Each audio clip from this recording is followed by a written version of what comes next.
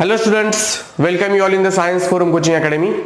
Today we are going to discuss about the next part of our asexual reproduction in a plants, and that part is vegetative reproduction.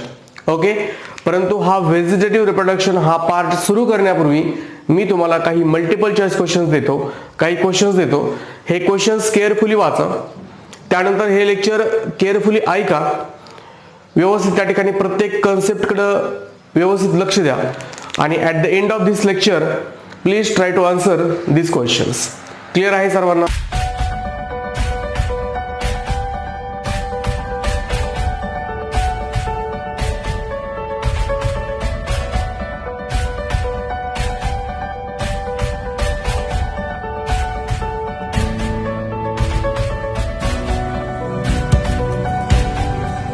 Now let us discuss about vegetative reproduction.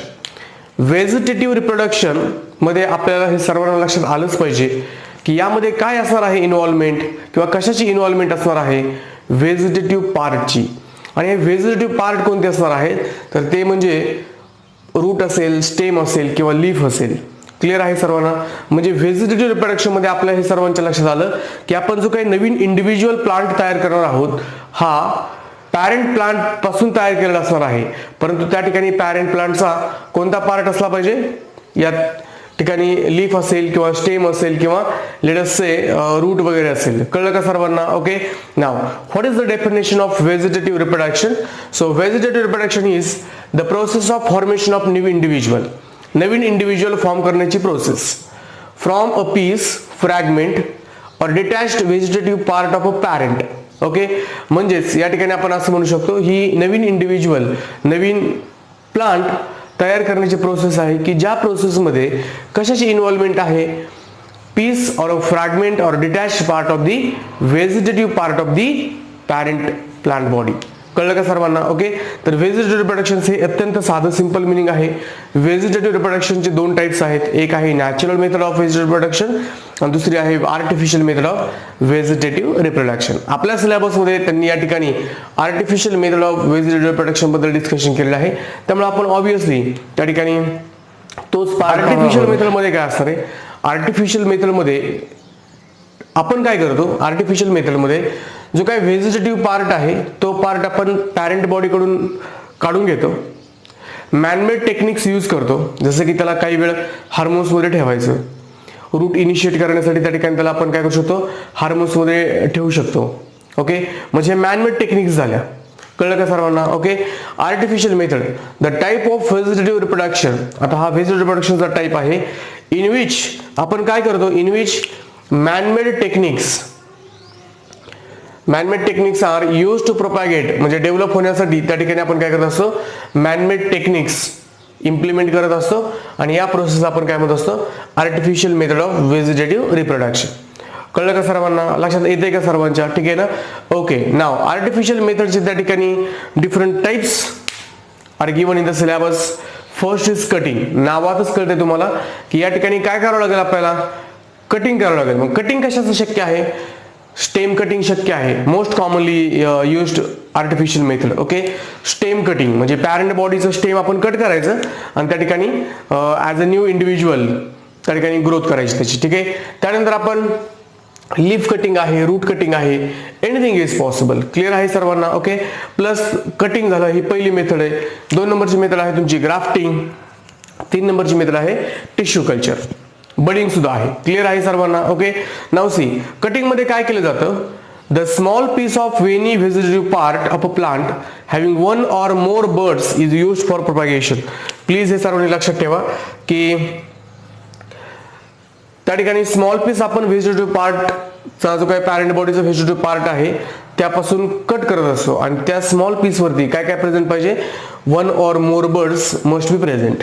Clear आहे का सर्वांना? Okay, तर cutting या process मध्ये आपण काय करतो, a small piece of any vegetative part which is taken from the parent body must have 1 or more buds. Okay, आता कटिंग मध्ये पहिला टाइप आहे आणि तो पहिला टाइप म्हणजे let us say it is stem cutting. Stem cutting is most commonly used artificial vegetative propagation method. Clear आहे सर्वांना? ओके.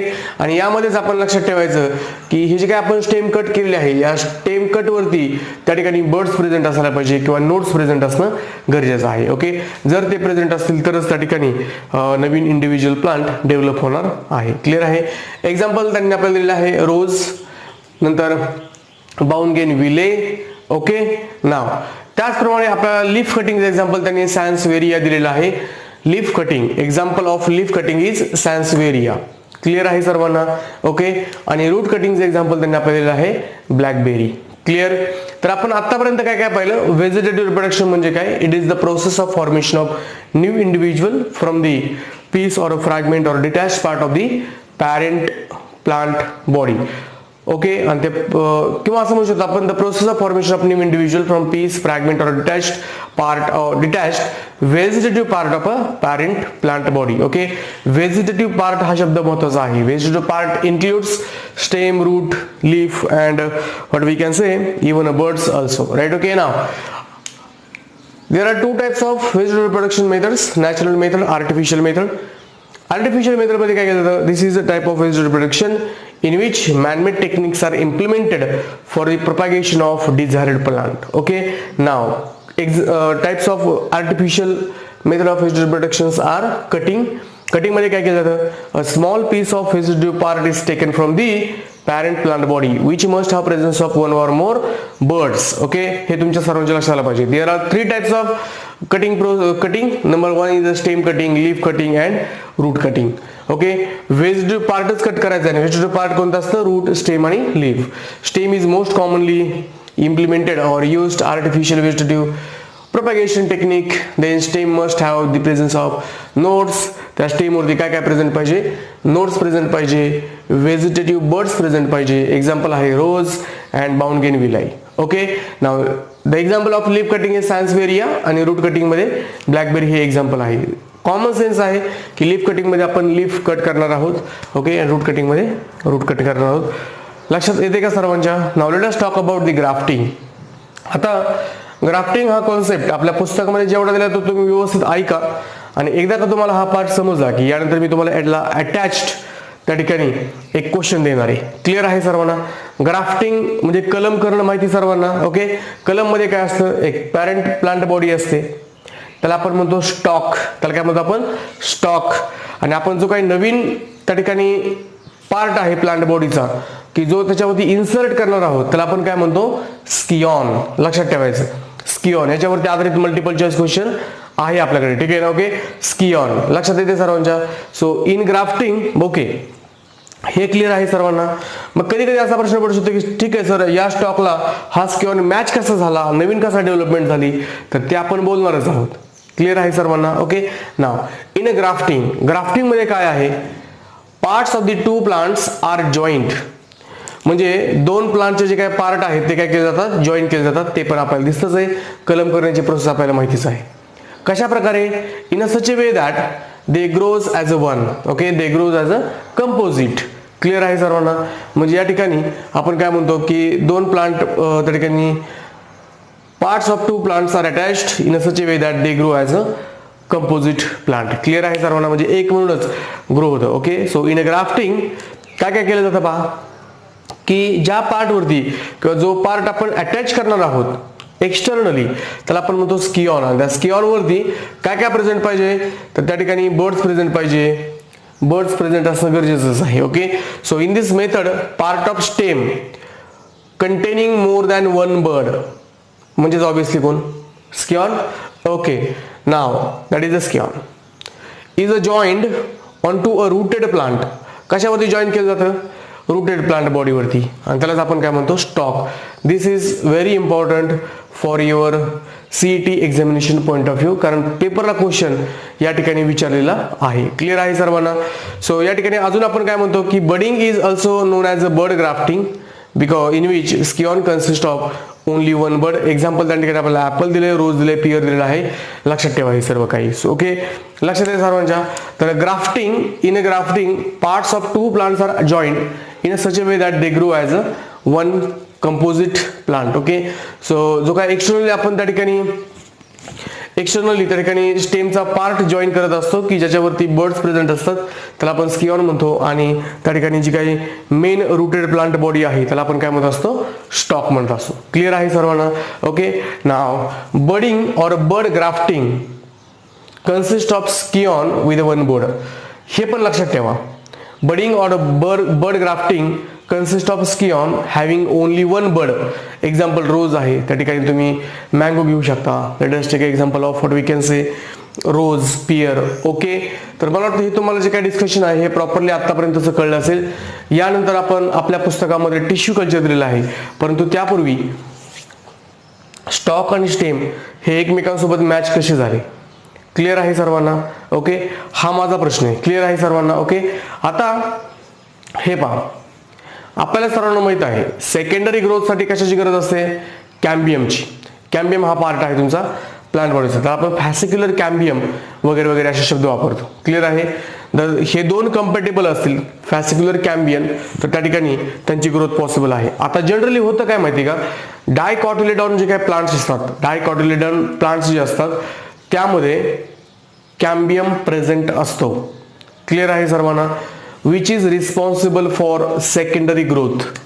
परंतु in case of monocots cambium is not present, आणि त्यामुळं कॅम्बियम प्रेझेंट नसल्यामुळं आपण काय म्हणू शकतो की grafting is not possible in monocots. Clear आहे सर्वांना? तर हे रिझन मी तुम्हाला देणार आहे लिहायला. ओके. याचा आन्सर सकट तुम्हाला प्रोव्हाइड करणार आहे, परंतु हे तुम्ही सर्वांनी लक्षात ठेवायचं, डायकॉटिलेडॉन प्लांटमध्ये त्या ठिकाणी ग्राफ्टिंग पॉसिबल आहे, मोनोकॉटिलेडॉन प्लांटमध्ये ग्राफ्टिंग पॉसिबल नाही due to absence of fascicular cambium. कळलं सर्वांना? ओके. ते त्याच्या उलट आपण डायकॉटिलेडॉन म्हणू शकतो की cambium is present, hence secondary growth is possible, hence grafting is possible. Clear आहे सर्वांना? ओके.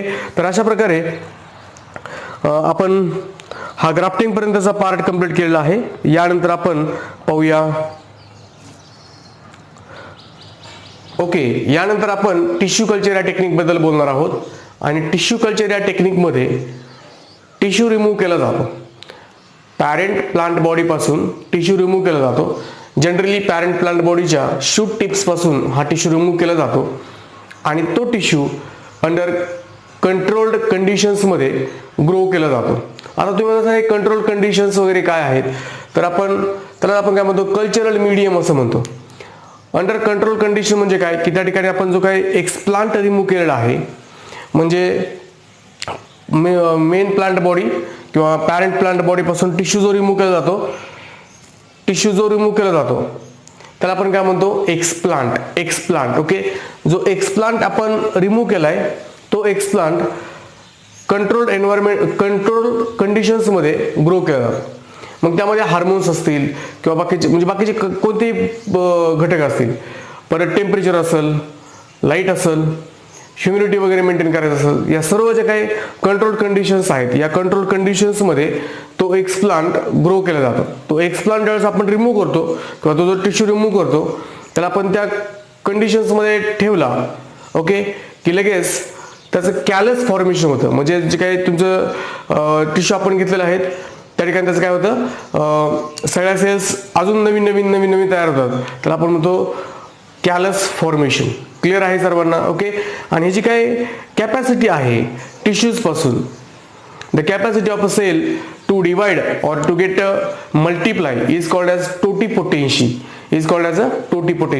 परंतु आपण या सर्व जे काही टर्म्स आहेत ते आपण नेक्स्ट चॅप्टर्समध्येच पाहणार आहोत, एनहान्समेंट इन फूड प्रोडक्शनमध्ये. त्याबद्दल काही जास्त डिस्कशन करण्यामध्ये या चॅप्टरमध्ये काही पॉईंट नाहीये. So in this method small amount of tissue is taken from the shoot tips. तर या मेथडमध्ये small amount of tissue is taken from the shoot tips of the parent body. लक्षात ठेवायचं.